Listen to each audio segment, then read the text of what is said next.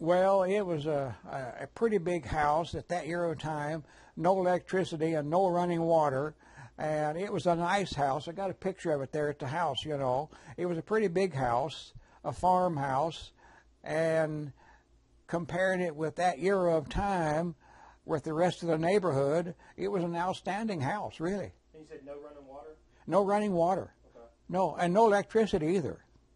Only running water you had is when you run and go get it. Right. So when did you get a telephone? First of all, when's the first time you had running water and electricity in your house? At the farm home where I was born and raised, we never had no electricity or running water. The electricity didn't come in that area of the country up there until after World War II. All farm homes did not have electricity. And another thing, we all slept on straw bed. Do you know what a straw bed is? That's when you have a wheat thrashing and you have new straw and you empty the old straw tick out and put in the new straw. And that's the farmers slept on straw beds and everything until after World War II, and then they started manufacturing mattresses. They would manufacture mattresses at the county seat, which was Bolivar County, and the people could qualify. They could go down there and pick up a mattress. They could qualify? If you could qualify, yeah. You naturally had to meet this. Well, if I talk about if poverty qualified, we all qualified. Yeah. Poverty then was a lot lower than what poverty is today.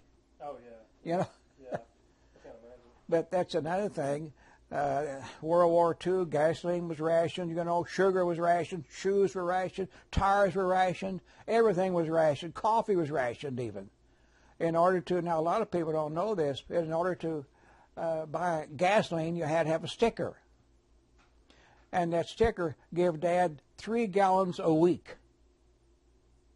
3 gallons of gasoline is all you could buy in the country, unless you had a different rating for farm tractors or for a truck. For a truck, you had a T sticker. And by the way, I had a T sticker, and a guy offered me $1.50 for it at Patton Junction there, and I didn't sell it the next day. So it was worthless because gas. It was near the end of the war. In fact, the war was over, and the gas rationing ended. And the T sticker that I could have got $1.50 for was worthless the next day.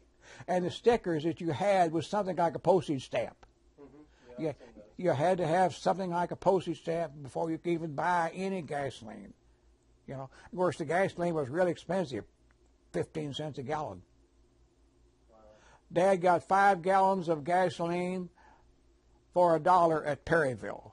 5 gallons, that's 20 cents a gallon.